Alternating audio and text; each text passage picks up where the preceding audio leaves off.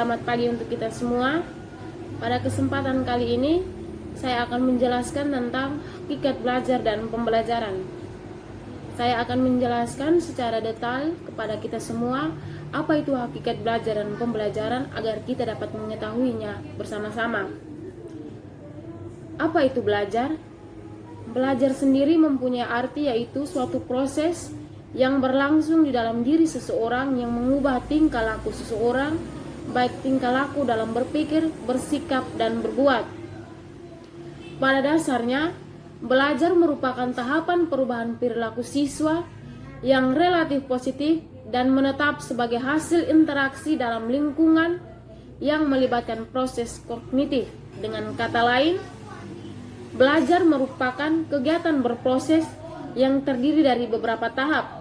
Tahapan dalam belajar tergantung pada fase-fase pembelajaran, dan salah satu tahapannya ialah yang ditemukan oleh Whiting, yaitu tahapan perolehan informasi, tahapan penyimpanan informasi, dan tahapan pendekatan kembalinya informasi.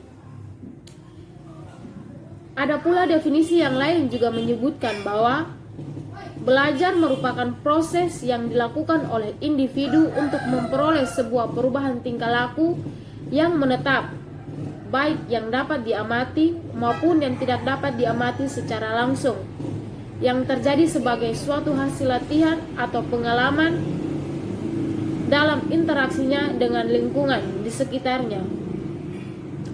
Dari berbagai definisi tersebut, dapat disimpulkan adanya beberapa ciri belajar, yaitu belajar ditandai dengan perubahan tingkah laku seseorang. Yang kedua, perubahan perilaku relatif permanen, yang berarti perubahan tingkah laku yang terjadi karena belajar untuk waktu tertentu akan tetap atau tidak dapat berubah-ubah. Yang ketiga, perubahan tingkah laku tidak harus segera dapat diamati pada saat proses belajar sedang berlangsung, melainkan perubahan perilaku tersebut bersifat potensial.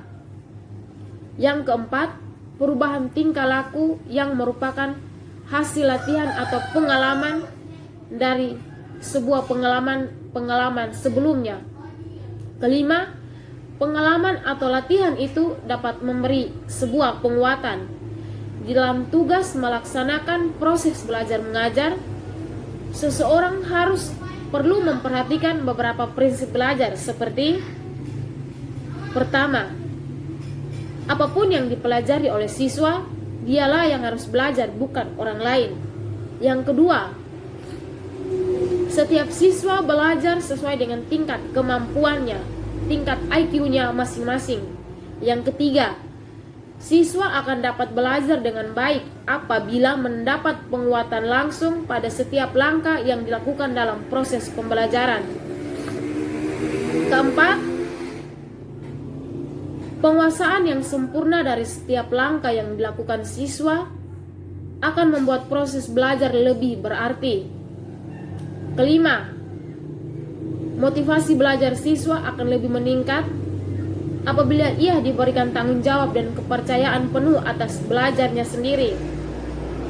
Dari beberapa pengertian, kata kunci dari belajar adalah perubahan perilaku tingkah laku seseorang. Dalam hal ini,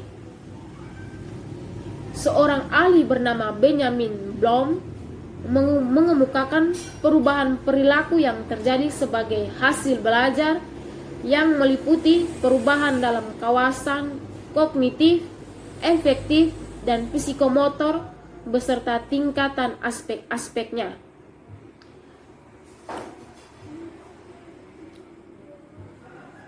Dalam kognitif domain atau kawasan kognitif memiliki arti pengawasan atau kawasan yang berkaitan dengan aspek-aspek intelektual atau secara logis yang biasa diukur dengan pikiran atau nalar seseorang. Kawasan ini terdiri dari pengetahuan, pemahaman, penerapan, penguraian, memadukan, dan penilaian. Kedua, kawasan efektif Kawasan ini terdiri dari penerimaan, sambutan, penilaian, pengorganisasian, dan karakterisasi seseorang. Ketiga, kawasan psikomotorik. Kawasan psikomotorik adalah kawasan yang berkaitan dengan aspek-aspek keterampilan yang melibatkan fungsi sistem, syaraf, dan otot. Kawasan ini terdiri dari kesiapan, meniru, membiasakan, dan adaptasi. Seorang ahli bernama Moh Surya mengemukakan ciri-ciri perubahan perilaku, yaitu perubahan yang didasari dan disengajai atau intensional. Maksudnya apa? Maksudnya ialah perubahan perilaku yang terjadi yang merupakan usaha sadar dan disengaja dari individu yang bersangkutan sendiri. Begitu juga dengan hasil-hasilnya. Individu yang bersangkutan menyadari bahwa dalam dirinya telah terjadi sebuah perubahan. Berikut perubahan yang berkesinambungan atau continue.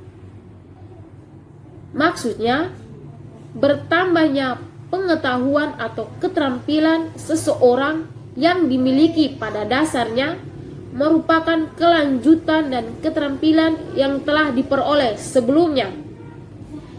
Berikut perubahan yang fungsional. Setiap perubahan dalam perilaku seseorang dapat dimanfaatkan untuk kepentingan hidup individu yang bersangkutan, baik untuk kepentingan masa maupun masa, baik untuk kepentingan masa sekarang maupun untuk masa mendatang. Keempat, perubahan yang bersikap positif. Perubahan perilaku yang terjadi bersifat normatif dan menunjukkan ke arah kemajuan. Kelima, perubahan yang bersifat aktif. Untuk memperoleh suatu perilaku yang baru, individu yang bersangkutan tentunya aktif berupaya melakukan sebuah perubahan dalam dirinya.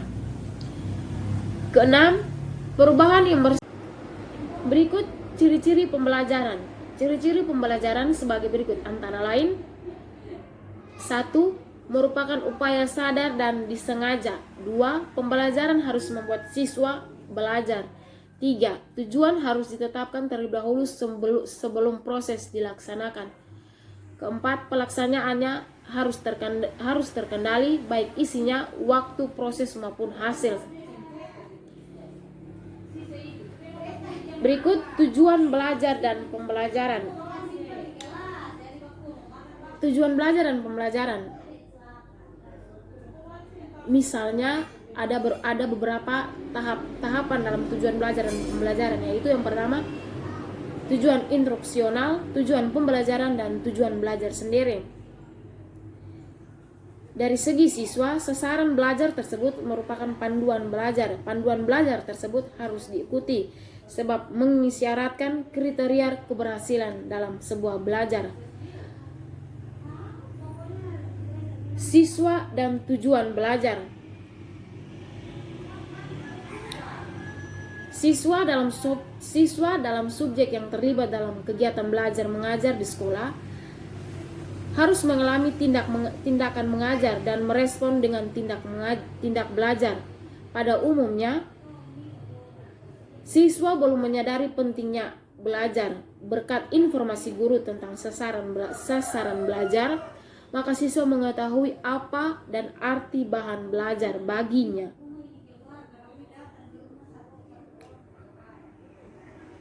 Dengan demikian,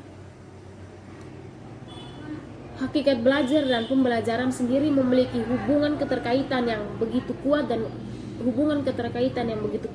erat dalam hidup kita sendiri, karena pada umumnya belajar sendiri merupakan proses di mana ingin mengetahui, di mana ingin mendapatkan informasi untuk menjadi lebih baik ke depannya. Karena itu, belajar dan pembelajaran sendiri merupakan suatu ketergantungan yang tidak dapat terpisahkan.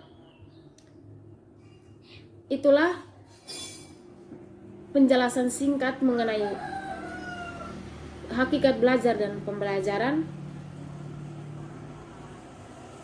Biarlah lewat penjelasan singkat ini kita semua dapat mengerti dan dapat memahami tentang apa itu hakikat belajar dan pembelajaran. Terima kasih.